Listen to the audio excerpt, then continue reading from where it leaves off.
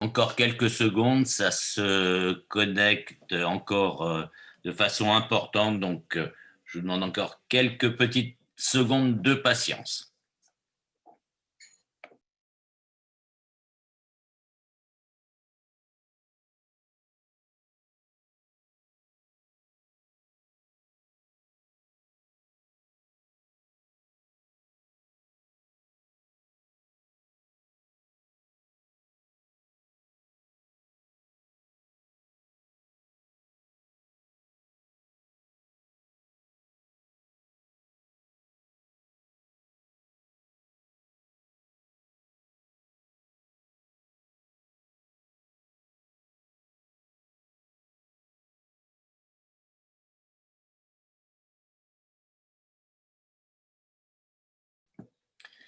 Bien, bonjour à tous et bienvenue pour ce 9e atelier virtuel déjà du GERS. On se retrouve dans une configuration malheureusement qu'on a connue au démarrage de ces ateliers virtuels, mais on a tenu à poursuivre ce qui avait été initié en vous tenant informé de tout ce qui touche à notre industrie. Alors aujourd'hui, vous êtes encore plus de 700 personnes connectées, ce qui est encore un chiffre très important. Et bien sûr, je n'oublie pas Pharma Radio qui relaie cet atelier virtuel et où l'on a plus de 4000 pharmaciens ou personnels travaillant dans les officines qui nous suivent. Alors, je ne veux pas commencer cet atelier sans avoir une pensée pour Nicolas Boyon, qui nous a quittés il y a quelques jours.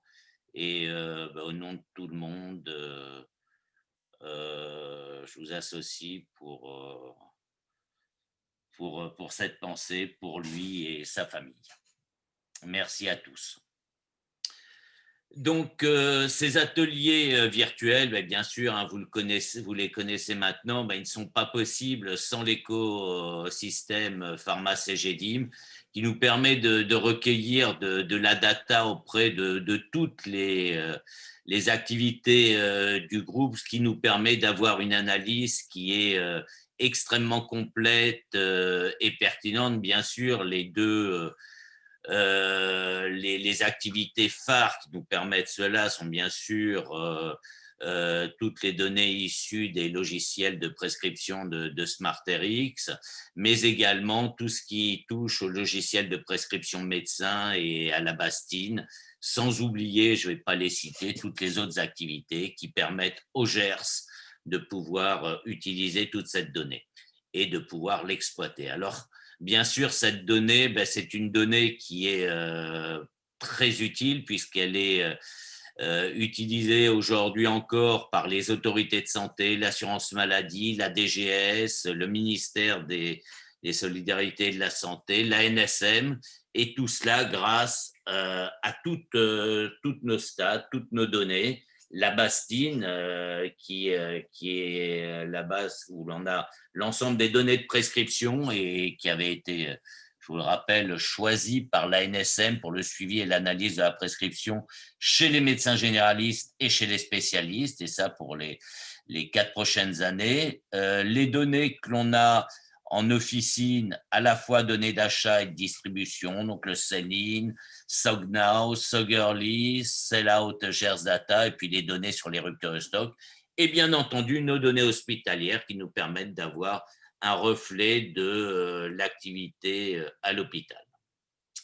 Donc, nous allons commencer tout de suite par le premier point sur la situation en médecine de ville. Et David, je te laisse la parole.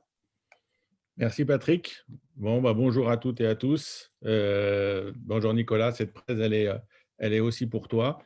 Ravi de partager ce moment avec vous. Je pense que c'est l'une des bonnes nouvelles du Covid, c'est que ça nous permet de manière ponctuelle de se réunir et d'échanger. Et donc, pour commencer ce point sur la situation, qu'en est-il sur la médecine de ville? Alors, premier point, c'est effectivement, avant de parler de trafic, d'activité, un point sur les présomptions et le suivi du Covid en médecine générale. Ce qu'on peut voir, est-ce que vous voyez deux analyses différentes? La première sur les nouvelles présomptions, c'est-à-dire le patient a un diagnostic de Covid chez le médecin généraliste, et en dessous, la deuxième consultation, en général faite dans les jours qui suivent, qui verrouille le diagnostic. La bonne nouvelle sur la fin de la courbe, justement, c'est effectivement le nombre de présomptions suivies en médecine générale ralentit fortement sur ces derniers jours. Et quand on regarde et quand on met en perspective en parallèle ces deux vagues, ce qu'on a tendance à dire, ou moi j'ai tendance à dire souvent maintenant, c'est pour parler du premier confinement, celui de l'année dernière, mais au final c'était déjà cette même année. Mais c'est vrai que quand on regarde avant le confinement, vous pouvez voir sur la courbe, le nombre de présomptions était beaucoup plus haut cette fois-ci quand a été décidé de reconfiner. Et on voit qu'effectivement, depuis les quelques derniers jours de la semaine dernière, le nombre de cas en médecine générale diminue fortement, même si aujourd'hui on était au-dessus de l'année passée en nombre, enfin de l'année passée, vous voyez ce lapsus encore par rapport à mars. Mais bonne nouvelle, juste avant le week-end, on est passé en dessous du pic de mars dernier. Alors, en termes d'activité en médecine générale, qu'est-ce que ça a donné? On le voit, mois de novembre, on est à plus 4. Ce qu'on pouvait voir, c'est que ce soit août, septembre ou même octobre, on avait une activité en médecine générale inférieure à celle de l'année dernière, entre moins 5 et moins 4, en légère hausse en semaine 45, donc toute première semaine de novembre, et puis aussi première semaine de confinement de cette nouvelle version du confinement. Alors, vous verrez sur la semaine 44, on a mis un petit triangle, tout simplement parce que quand on fait des analyses à la semaine, il faut qu'on regarde aussi ce qui s'est passé l'année dernière. Alors oui, la semaine 44 était déjà en vacances scolaires, sauf que l'année dernière, il y avait le 1er novembre qui tombait un vendredi. Or, cette année, effectivement, le 1er novembre est tombé un dimanche, ce qui parfois explique, et ce qui va expliquer dans les courbes d'après, le trafic souvent très élevé sur cette semaine 44. La téléconsultation, on constatait une baisse de l'usage de la téléconsultation par rapport à ce qu'elle n'a été au premier confinement. On était monté à 26% et on était entre 22 et 13 pendant le confinement. Puis, sur cette période, entre 4 et 5%. Et depuis l'annonce du reconfinement, on monte petit à petit dans le poids que représente la téléconsultation dans les consultations pour atteindre 10% sur la première semaine de confinement. Donc, si on regarde par rapport à la courbe précédente, on a une montée qui est plus lente cette fois-ci sur l'usage de la téléconsultation. Par contre, l'intérêt aussi, c'est de se dire, OK, on observe le poids que représente la téléconsultation dans l'activité du médecin généraliste, 10%, mais en volume, ça donne quoi par rapport au mois le plus fort de la téléconsulte, qui était le mois d'avril?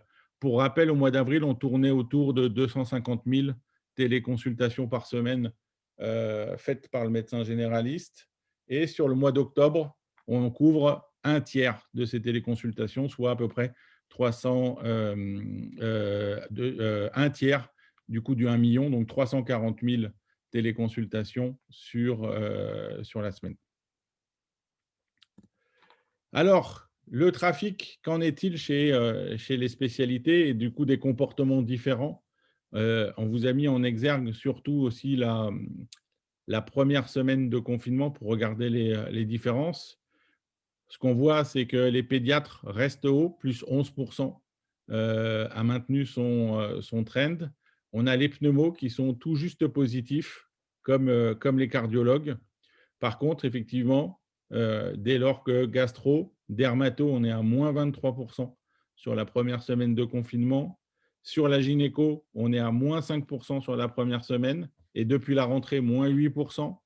Et neuro, psychiatre, rhumato et endocrino, depuis la rentrée scolaire, donc depuis la semaine 36 jusqu'à la première semaine de confinement, on est à moins 11% en termes de consultation, quelque médias que ce soit en présentiel ou en téléconsulte. Ce que ça montre aussi, et effectivement ce qui est non des moindres, c'est que probablement on va avoir, comme on se l'attendait sur les conséquences du premier confinement, du retard de diagnostic ou de changement de thérapeutique par rapport à une année classique. Qu'en est-il de la téléconsultation chez les spécialistes? Bon, bah, on voit on constate un démarrage plus poussif de la téléconsultation, toutes spécialités confondues. Les deux spécialités qui sont aujourd'hui les plus dynamiques sont psychiatre et endocrino. Ensuite, on va avoir les pédiatres, puis neuro, pneumo, dermato, de 3 à 5 de téléconsultation. Et par contre, les rhumatos, les gastro, les gynéco, les cardio, tout ce qui effectivement table aussi sur ce besoin de proximité, de toucher pour certaines spécialités. On voit qu'on a très, très peu aujourd'hui d'usage de la téléconsultation. Alors, pour passer sur l'activité officinale, qu'est-ce qu'on voit? Qu'est-ce qu'on voit de ces dernières semaines? On a un trafic en officine qui, globalement, est stable depuis la rentrée, plus 1. Par contre, on voit bien sur la première semaine de confinement, ce que vous voyez, pour ceux qui ont l'image, à droite, vous avez entre parenthèses l'évolution de la première semaine du nouveau confinement. Et on voit que sur cette première semaine de reconfinement, les pharmacies de plus de 4 millions, mais surtout plus de 7 millions, ont une baisse du trafic qui est très, très forte. On verra dans un deuxième temps si les tests antigéniques vont permettre de compenser cette baisse importante du trafic. Mais on constate que les pharmacies de plus de 7 millions ont un trafic de moins 9% depuis la rentrée. On est à moins 4% sur les pharmacies entre 4,5 millions et 7 millions. Et ensuite, entre plus 2 et 0 sur toutes les pharmacies, entre moins d'1,5 million jusqu'à 4,5 millions. Parallèlement, quand on regarde par implantation, le milieu rural résiste bien sur cette période, plus 6%, même si première semaine de confinement, on est à moins 5. On voit toutes les implantations sont en recul. On n'a pas eu le pic qu'on avait observé la semaine 12 de cette année, c'est-à-dire juste l'annonce du confinement. On a eu un pic, mais qui est principalement lié au fait que on avait un jour férié en 2019 qu'on n'a pas eu en 2020 en même nature de jour. Mais globalement, quelle que soit l'implantation, on recule avec un plus fort recul dans les centres commerciaux. Et pour dire au revoir à cette monographie, donc la dernière fois que vous la verrez dans cette couleur, c'est effectivement de regarder par profil de pharmacie ce qu'il en est en termes de trafic. Et comme observé depuis cette crise Covid, on va avoir les pharmacies à gauche du graphique, donc les officines de proximité, les officines très centrées sur le médicament remboursable, les opportunistes qui sont à un trafic de plus 3 depuis la rentrée, les contemporains, donc très centrés sur les pathologies complexes, l'onco, le VIH et l'accompagnement du patient, ont un trafic plutôt stable, voire un tout petit peu positif, plus 1. Et les entreprises et multispécialistes, plutôt dans les grandes villes ou parisiennes, sont en recul entre moins 3 et moins 4 sur cette période. Et donc, juste pour faire apparaître et pour partager avec vous, on a effectivement, avec les équipes, travaillé sur la monographie 21, donc pour l'année suivante, qui tient compte des effets du Covid sur ces 10 premiers mois de l'année. Et ce qu'on voit, c'est que, je ne sais pas si la Terre est plate, mais on va avoir un aplatissement de la monographie qui fait qu'effectivement, on va avoir un rapprochement entre les pharmacies qui font du conseil et du patient du fait du télétravail et des confinements.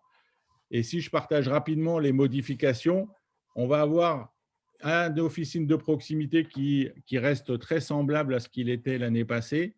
Pareil pour les entreprises, avec quelques pharmacies qui glissent sur le contemporain ou le multispécialiste. Et après, on a effectivement pas mal de modifications de trajectoire entre les pharmacies très AMM, très opportunistes, multispécialistes ou contemporains, avec effectivement des migrations ou des flux migratoires d'un type vers un autre pour cette nouvelle année. Alors, qu'en est-il des évolutions par taux de TVA, sachant qu'effectivement, le 2.1 est principalement du remboursable, mais on commence à avoir quand même de plus en plus de médicaments d'automédication non remboursables à 2,1. Et ce que vous pouvez voir, c'est que globalement, on a un impact du confinement qui est tout léger puisqu'on est à -1 sur le taux de TVA à 2,1. Sur le 5,5, principalement de la nutrition et compléments alimentaires, on reste dynamique à +8 sur un trend à +10 depuis la rentrée. Le 10% qui représente 5%, qui est plutôt effectivement du médicament non remboursable sur conseil du pharmacien, donc l'OTC. Là, on est à -13 pendant cette période de confinement et -6 depuis la rentrée. Et tout le 20% qui va effectivement d'EDM jusqu'à la dermocosmétique, on va être à +6 sur la rentrée et +5 pendant cette période-là. Alors, Patrick, un point sur le médicament remboursable, s'il te plaît.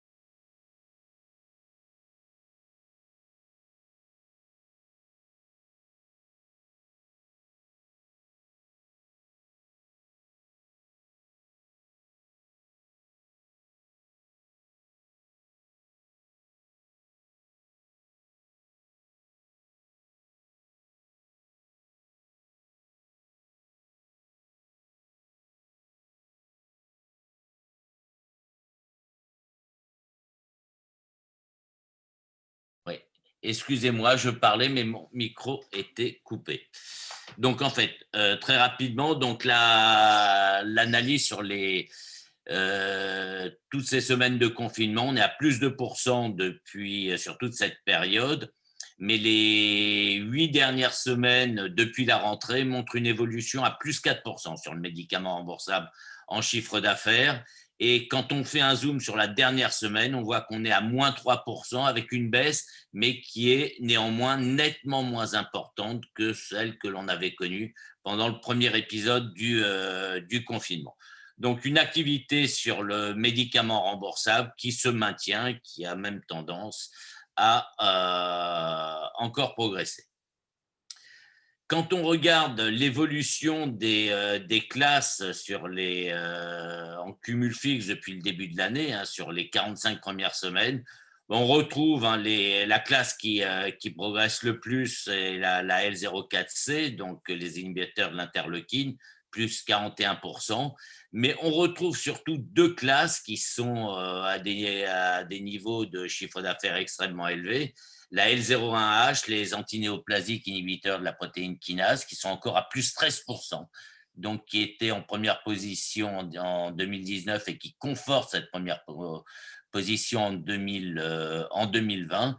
Et on a surtout les inhibiteurs directs du facteur 10A, où on retrouve tous les antithrombotiques, qui sont à plus 18%, donc des produits comme Eliquis, Xarelto qui progressent. C'est ce que l'on va voir dans la diapositive suivante, où on voit que le premier produit et avec une évolution extrêmement importante, plus 28% sur ces 45 premières semaines de l'année. C'est Eliquis, donc un inhibiteur direct du facteur 10A, qui est en troisième position l'an dernier, qui est passé à la première position. Donc, une très forte évolution. Ensuite, on retrouve des produits comme Imbruvica, Zytiga, mais on retrouve aussi un autre produit inhibiteur direct du facteur 10A, le Xarelto.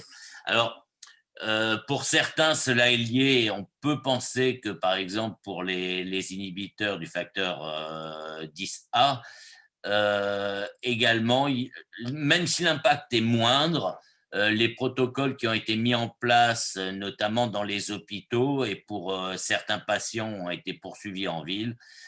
Ces protocoles utilisant ces produits ont une influence et un impact direct sur l'évolution en ville. Donc, sur la slide suivante, Donc, vous voyez que concernant un produit que l'on suivait particulièrement pendant toute cette période, qui était l'ibuprofène, ben, l'ibuprofène, après avoir chuté très très fortement, 90% de ses ventes avaient été affectées. On est remonté aujourd'hui à 367 000 boîtes par semaine, ce qui équivaut à peu près à 50% du niveau qui était le sien avant les annonces. Et même si on commence à entendre maintenant des communications qui vont un peu dans un sens différent de celui qu'il y avait eu au mois de mars, où on dit que la consommation d'ibuprofène ne serait peut-être pas aussi dangereuse que ce qui avait été dit. On voit quand même que les ventes de ce produit restent encore affectées à moins 37% et la reprise sera longue. Il y a vraiment un effet, une imprégnation au niveau de la population qui est forte. Et même s'il y a une reprise qui est légère, reprise qui est quand même si elle est négative par rapport à l'an dernier, peut-être que dans les semaines et mois à venir, il y aura une nouvelle augmentation, peut-être. En tout cas, on peut l'espérer pour ce produit. En ce qui concerne un produit qu'on a voulu suivre, c'est la vitamine D. Alors la vitamine D, on en parle énormément depuis plusieurs semaines. On sait que le virus agit sur le système rénine-angiotensine en l'affaiblissant. Et dans les communications qui ont été publiées, il est dit que la vitamine D aurait tendance à freiner cette situation.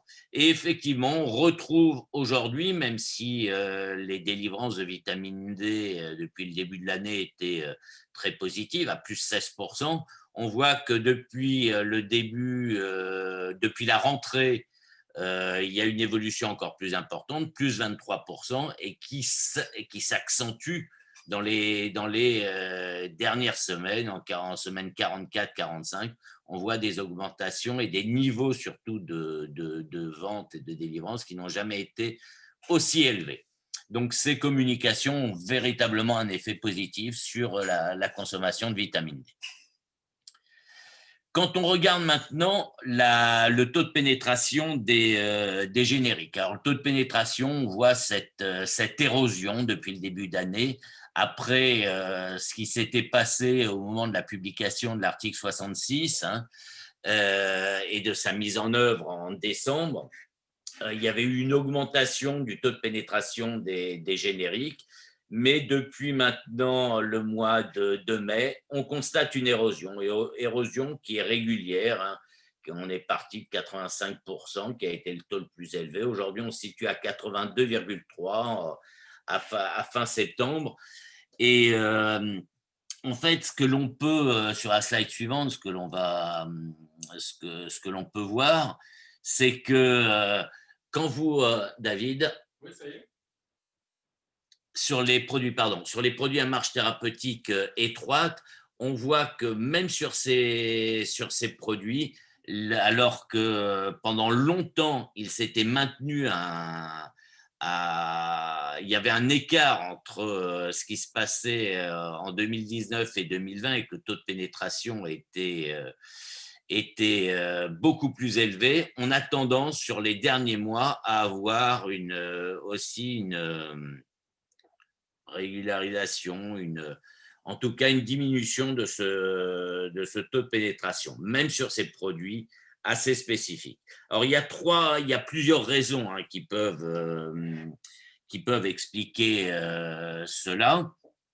Vous savez que pour la prescription de ces produits, ils sont non substituables quand il s'agit de médicaments pédiatriques, soit s'ils sont sur la liste des molécules à marge thérapeutique étroite, ou lorsqu'il y a un risque de contre-indication formale.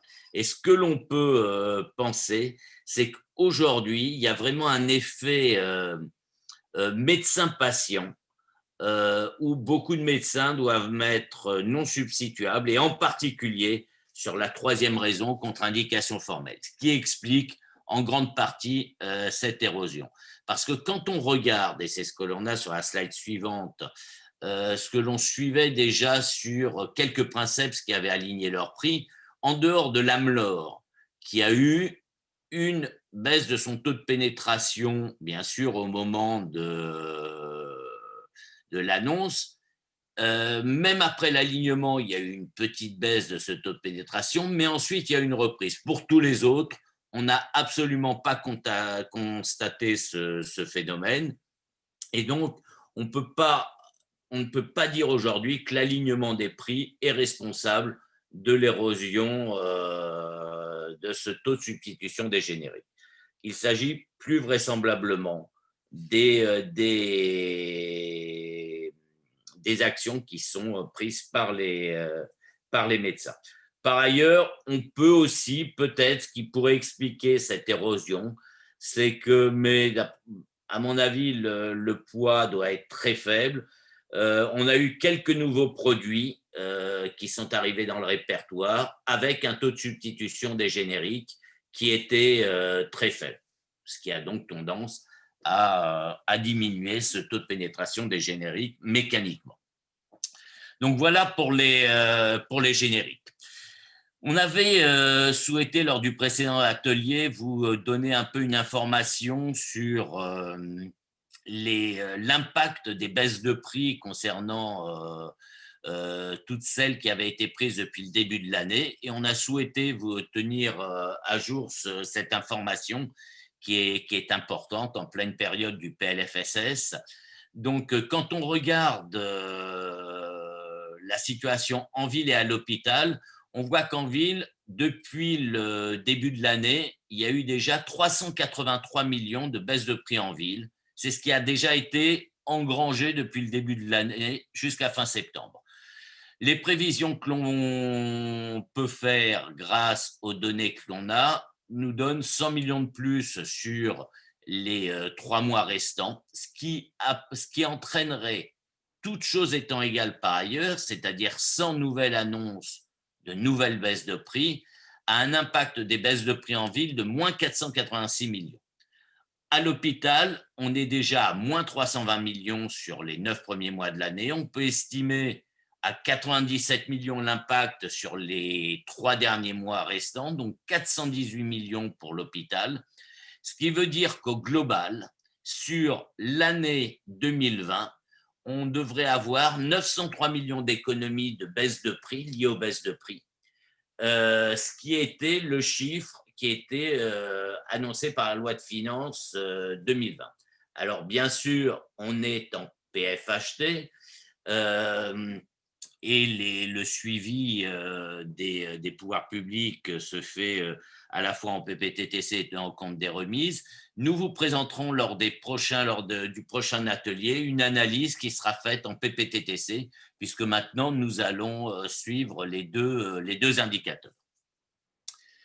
Quand on regarde maintenant un tout petit peu quels sont le type de produits qui ont été le plus touchés par ces baisses de prix, en ville, on a les princeps, bien sûr, qui ont été touchés à près de 111 millions. Les génériques, assez peu touchés, en fait, à moins 25 millions de baisses de prix les concernant. Et le plus gros des baisses de prix concerne les médicaments hors répertoire. Et quand on regarde les hors répertoire, il s'agit des produits hors biosimilaires et hors bioréférents, puisque les bioréférents ont été affectés à hauteur de près de 20 millions d'euros par les baisses de prix, et les biosimilaires, vous voyez, moins 2 millions. En revanche, à l'hôpital, la situation est très différente, puisque les biosimilaires, eux, ont été impactés par les baisses de prix à hauteur de 123 millions. Les bioréférents à hauteur de 32 millions et tous les autres produits à hauteur de 166 millions. Donc, un gros impact quand même sur les biosimilaires qui sont en nombre très restreint par rapport aux autres produits. Donc, David, je vais te laisser la suite, je crois. Et non, il y a la Ah grippe. ben non, la grippe. Je croyais que ça arrivait après. Donc, sur la grippe, en fait, on a souhaité justement faire un focus sur ce qui s'est passé sur la vaccination grippale. Vous savez que le gouvernement a décidé des mesures exceptionnelles concernant la vaccination grippale en 2020. Et quand on regarde les données sell-out extrapolées, on s'aperçoit qu'il y a eu plus de 30% de vaccins délivrés en officine lors des 30 premiers jours de campagne par rapport à la même période de 2019. Donc 30% de vaccins en plus.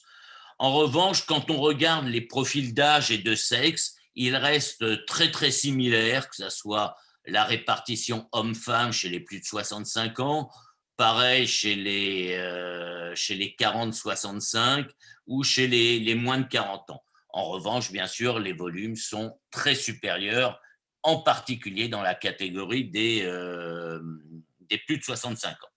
Quand on fait un zoom maintenant spécifique sur les 30 premiers jours de campagne et qu'on regarde par rapport à ce qui s'est passé en 2019, en 2019, en gros, on avait eu 70% des vaccins totaux qui avaient été délivrés sur la période, qui avaient été délivrés lors des 30 premiers jours. Donc, 70% du total. Si on regarde déjà ce qui a été délivré en 2020 par rapport à ce qui avait été délivré en 2019, sur la totalité, on serait déjà à 95%.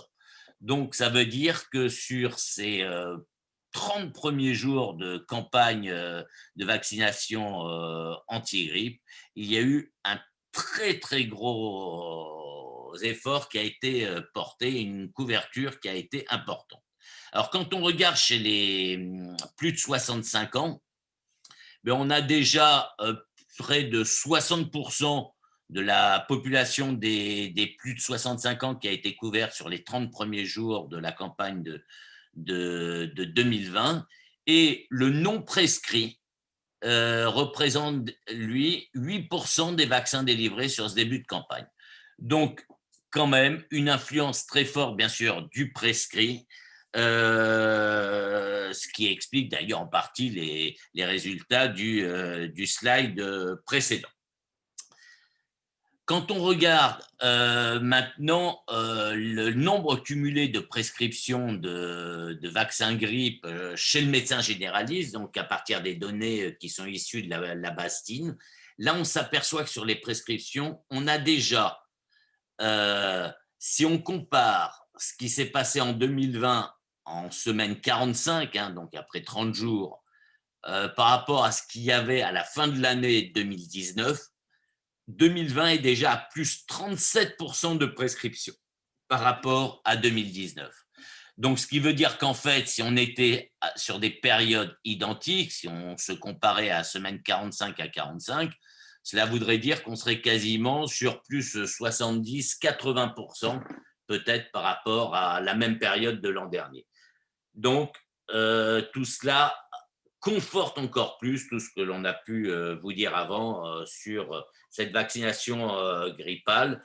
Et d'ores et déjà, des vaccins ont été, de nouveaux doses de vaccins ont été livrées dans les pharmacies, et tout cela va s'intensifier dans les semaines à venir et encore en début d'année 2021.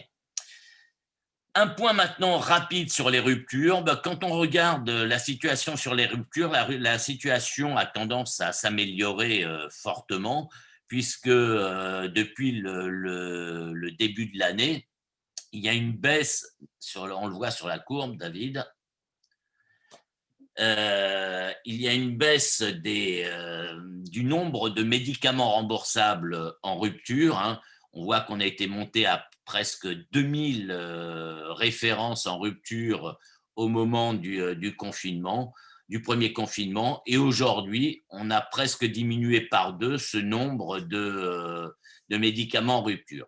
Cela montre l'effort important qui a été fait aujourd'hui par les industriels en matière de gestion de leur production pour justement éviter ces taux de rupture. Et quand on regarde ensuite les produits avec équivalent thérapeutique ou sans équivalent thérapeutique, on reste dans les mêmes proportions que celles que l'on avait. Là, ça n'a pas du tout bougé sur cette période.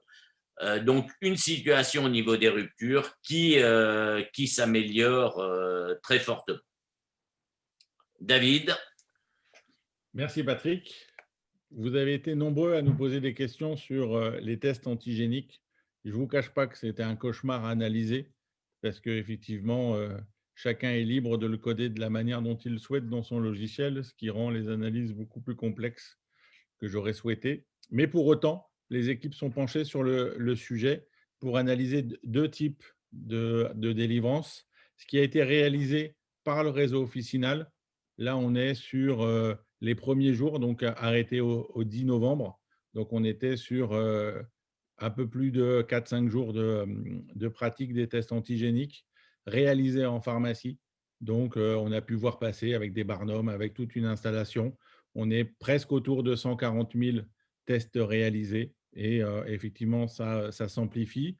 Et en parallèle, la pharmacie, le réseau officinal était là pour mettre à disposition des boîtes de tests antigéniques auprès des professionnels de santé. Et donc, ça ne veut pas dire aujourd'hui que tous ces tests-là, puisqu'on est pas loin de 450 000, 500 000 unités, sachant qu'en général, c'est des boîtes de 20, des boîtes de 25 qui ont été délivrées aux professionnels de santé. 60% d'entre eux plutôt à un profil infirmier, un tiers sur des profils médecins généralistes et le reste auprès des autres spécialités. On verra effectivement au fil des jours qui passent et des semaines qui passent, on devrait avoir les tests réalisés en pharmacie qui augmentent sensiblement et on va voir effectivement sur les tests mis à disposition des autres professionnels de santé comment ça va évoluer dans le temps. Un point sur les dispositifs médicaux LPPR sur prescription. C'est vrai que je me suis fait tirer les oreilles à plusieurs reprises parce qu'on n'en parlait pas assez lors des ateliers. Donc, c'est avec plaisir, pas parce que je me suis fait tirer les oreilles, mais c'est de partager ça avec vous. Ce qu'on voit sur ces dispositifs médicaux, mine de rien, deuxième partie d'année beaucoup plus séduisante que la première. On est à plus 7 depuis la rentrée avec même la première semaine de confinement, on reste à plus 4, tous dispositifs médicaux sur prescription remboursable confondus. Et quand on regarde cette matrice-là, on voit que les pansements, principalement les hydrocellulaires, du coup, constituent le premier segment, selon la base Claude Bernard, quand on segmente l'ensemble des produits du référentiel. Ensuite, on va avoir tout ce qui touche au métabolisme, principalement le diabète. On voit que la compression est légèrement dynamique sur cette rentrée, avec une croissance autour de 1-2%. Ensuite, on a l'orthopédie qui résiste, mine de rien, -1, même si effectivement le marché reste dynamique, et le soin post-op qui lui aussi est à autour de +7, +8 sur cette rentrée. Donc à suivre, mais il semble d'ores et déjà que le second confinement ne présente pas la même ADN que le premier confinement. Alors, un point sur l'automédication. Alors, automédication, c'est-à-dire délivrance de médicaments sur conseil du pharmacien. Donc, on est vraiment sur le statut médicament.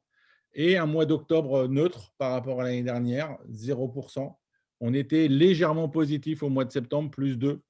On a vu qu'au final, on a une année difficile qui sera autour de -3 et qui devrait finir à peut-être -4, -5. On va voir ce que ça donne. Mais c'est vrai que le mois d'octobre est flat par rapport à l'année dernière. En termes de laboratoire, si je regarde sur les 12 derniers mois, qu'est-ce qu'on observe? On va avoir effectivement Sanofi qui est sur ce segment légèrement négatif, mais toujours premier acteur du marché. UPSA derrière a quasiment flat par rapport à l'année dernière, -0,1. Boiron aussi, -4,7.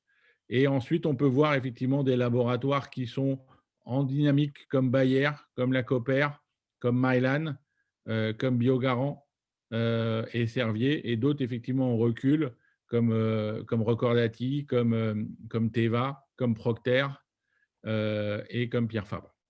En termes de marques, sur ce top 15, qu'est-ce qu'on observe? Doliprane, très dynamique, plus 30%. Doliprane aussi à plus 6,2. Et puis ensuite, on voit quasiment tous dynamiques, si ce n'est effectivement l'isopaïne qui recule, le Nurofen Flash qui passe une mauvaise année 2020.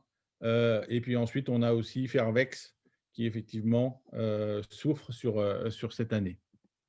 Et quand on regarde les contributeurs à la croissance et les contributeurs à la décroissance, ce qui est intéressant dans ce top 5 des deux côtés, c'est que globalement, vous avez un même équilibre en termes de valeur. Vous gagnez 10 millions d'un côté, vous perdez 10 millions de l'autre, à peu de choses près.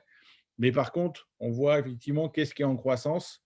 Les vaccins grippe, on l'a vu, ça reste 8% de la délivrance, mais pour autant, comme on en a délivré beaucoup plus, du coup très dynamique, mais aussi douleur et fièvre, tonus, ulcère et constipation. Donc, on voit qu'effectivement, un état de besoin d'énergie, un peu de stress et des ulcères. Et à contrario, toute la sphère ORL et gastro est en fort recul. Mal de gorge, toux grasse, rhume étagrippal, toux sèche, diarrhée. Là, effectivement, c'est le plongeon sur le mois d'octobre. On va voir ce que nous réserve le mois de novembre et le mois de décembre. Mais c'est vrai qu'on a déjà passé 2 semaines du mois de novembre et on ne voit pas effectivement de reprise sur ces segments-là. Alors, quand on prolonge le trait sur l'automédication, on voit qu'effectivement, excepté l'effet semaine 44 qui mêle 2 effets, annonce du confinement et aussi un jour de plus. Donc, on voit globalement, quand vous effacez un jour de plus sur une semaine, c'est quasiment entre 20 et 25%. Donc, globalement, on peut dire pas d'effet massif de l'annonce du confinement comme on a pu l'avoir au mois de mars et un début novembre négatif. On est à moins 9 en unité, moins 11 en chiffre d'affaires. Donc, effectivement, une automédication qui s'enrhume sur cette partie-là. Quand on regarde le self-care et la nutrition, donc self-care, on élargit le périmètre sur la santé familiale au sens large du terme. On retire tout ce qui est dermo cosmétique, on retire le capillaire, on retire le gel hydroalcoolique et tout ce qui est masque et gants, et pour regarder qu'est-ce qui se passe sous le conseil du pharmacien. Alors, on a une rentrée à plus 6 et les 4 dernières semaines à plus 9 avec 0 sur cette première semaine de confinement. Donc, ce qui, effectivement, reste un segment dynamique.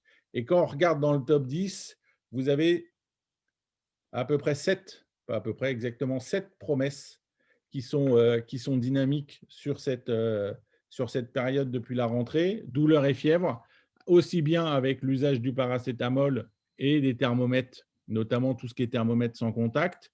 Aussi le tonus vitalité qui gagne 2 places, qui était 4e l'année dernière sur cette même période et qui passe 2e. Les plaies, donc tout ce qui est antiseptique aussi, qui gagne 2 places. Douleur articulaire, qui reste stable, mais qui perd une place par rapport à l'année dernière. Le sommeil, qui en gagne 2. Les brûlures aussi, qui en gagnent 2. L'immunité et défense naturelle, qui gagne 5 places depuis l'année dernière. Et puis ensuite, vous allez avoir mal de gorge et rhume qui recule très, très fortement sur cette rentrée. Et ça devrait s'amplifier sur les semaines à venir. Qu'en est-il des 10 contributeurs à la croissance de la santé familiale? Bon, on en a évoqué une grande partie tout à l'heure. On a aussi la nutrition de manière générale. Toute l'infantile est très fort sur cette année. Et c'est vrai que le retour de l'achat en pharmacie est fort. L'assainissant, qui est 9e contributeur à la croissance, plus 71%, qui reste toujours très dynamique. Et je vais dire la petite cerise sur le gâteau, celui qui m'amuse quand on met le masque, c'est l'hygiène bucco-dentaire du quotidien, où effectivement on est à plus 12%. C'est vrai que l'usage, même en télétravail du masque, fait que effectivement ça aide à penser à acheter le dentifrice. Alors, quand on regarde les laboratoires sur cette rentrée, et si on s'axe plus sur les contributeurs à la croissance, on le voit qu'on en a eu plus cette année, enfin plus en ce moment que ce qu'on avait observé sur les ateliers précédents. On a effectivement un petit changement dans le classement entre le 3e et le 4e, puisque la Cooper a grignoté juste quelques petits points pour passer devant Pierre Fabre. Et effectivement, le premier reste Sanofi et Procter en numéro 2. Ensuite, effectivement, on a Boiron qui, malgré le contexte, réussit cette rentrée qui est légèrement dynamique, suivi d'Arco et de Bayer qui reste dynamique au-dessus du marché. On a GSK Santé Grand Public qui reprend un peu de couleur dans un contexte difficile. Pilège également. Puis ensuite, Mylan, Biocinex qui arrive très fort sur principalement les thermomètres. Et puis ensuite, vous avez Hartmann, Nutergia et GSA. Alors, un petit point sur la dermo. Et puis ensuite, on finira par l'hôpital. Alors, sur la dermato, alors vous vous êtes habitués, mais je ne m'en lasse pas. Elle continue à m'amuser quand je mets la dermo avec les gels et sans les gels.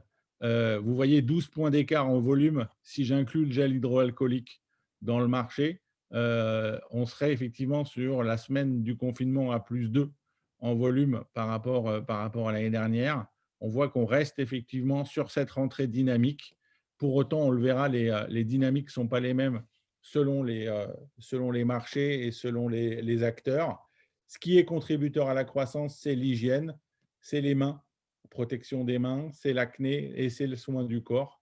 Et à contrario, ce qui contribue à la décroissance de la dermocosmétique, c'est le solaire, mais aussi tout ce qui est esthétique, le maquillage, le soin des lèvres et le soin du visage qui recule pour chacun de ces segments d'1 million par rapport à la rentrée de l'année dernière. Quand on regarde les acteurs sur le top 20 et les dynamiques, on voit effectivement qu'on a quasiment une parité entre des dynamiques et ceux qui sont en recul. On a Aven, La Roche-Posay qui continue à être dynamique sur cette rentrée, quasiment à la dynamique du marché et un peu plus pour La Roche-Posay. On a Bioderma qui souffle un petit peu. On a Nux qui, du coup, est positif sur cette rentrée. Caudalie qui continue à être effectivement un gros contributeur à la croissance, comme Uriage qui gagne une place, qui était 9e et qui passe 8e. Ducré et Aderma aussi. Et ensuite, on voit effectivement des laboratoires qui redeviennent légèrement positifs, comme Roger Cavaillès, comme Velleda. Eucérine continue, gagne 3 places, puisque l'année dernière, ils étaient 15e, ils sont 12e. SVR se maintient et reste dynamique. Et Garantia gagne une place et Sanoflor reste dynamique, comme Alkyléine. Alors, on a regardé sur l'ensemble des marques de dermo, quelles sont les 10 premières marques contributrices à la croissance de ce segment-là. On va avoir La Roche-Posay, hors gel hydroalco et hors lotion. La Roche-Posay, premier contributeur à la croissance. Deuxième, Caudalie. Ensuite, on va avoir Botera, qui fait une percée remarquable et remarquée sur tout ce qui est hygiène et naturalité, donc qui complète le podium, suivi d'Uriage, puis Aven, La Rosée, CeraVe aussi. On voit que c'est des croissances, ils ont quasiment doublé par rapport à l'année dernière, voire triplé pour CeraVe. Et ensuite, on a SVR, Eucérine et Green Nature sur tout ce qui est savon de Marseille. On ne pourra pas dire que du coup, je n'ai pas privilégié Marseille plutôt que Paris. Et on voit effectivement que Green Nature est aussi le 10e contributeur à la croissance sur ce segment de la dermocosmétique. Patrick, un point pour terminer sur l'hôpital ? Merci David.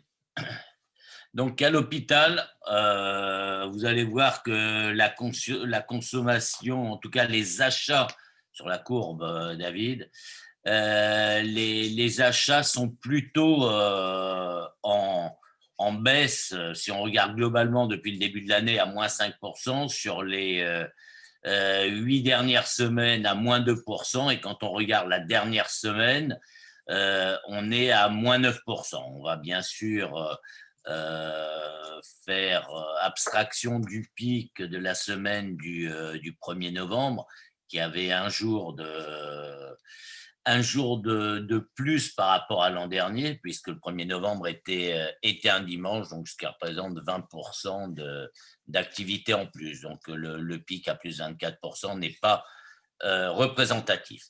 Quand on regarde sur les produits de réanimation, non, la slide précédente, spécifiquement, Là, on voit une reprise sur les dernières semaines, hein, ce qui est tout à fait normal avec ce qui se passe aujourd'hui avec la saturation des services de réanimation partout en France. On voit une augmentation régulière et assez forte de ces produits de réanimation. Alors, bien sûr, on n'est pas au niveau du pic que l'on avait connu lors du premier confinement, mais vraisemblablement que, comme il s'agit ici d'achats, on avait quand même des stocks en fonction des régions et des hôpitaux, des stocks qui avaient été constitués.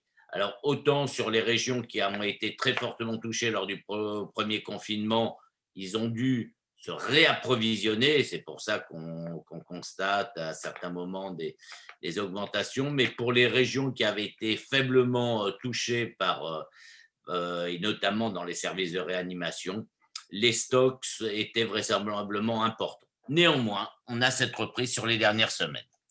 Quand on fait un zoom maintenant, David, sur les produits type dexaméthasone et antithrombotique, dont on parle aujourd'hui beaucoup plus dans tous les nouveaux protocoles concernant les patients graves atteints de Covid en réanimation, ben là, ces deux courbes se passent de commentaires. On voit l'augmentation très forte, en particulier sur la dexaméthasone, mais également sur les antithrombotiques.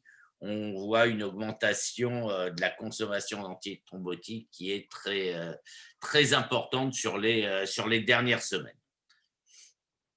Enfin, quand on fait un point sur les achats hospitaliers sur trois produits que l'on suit particulièrement à l'hôpital, qui sont les curares avec l'atracurium et le cisatracurium et le midazolam, on constate cette augmentation et cette reprise sur les dernières semaines.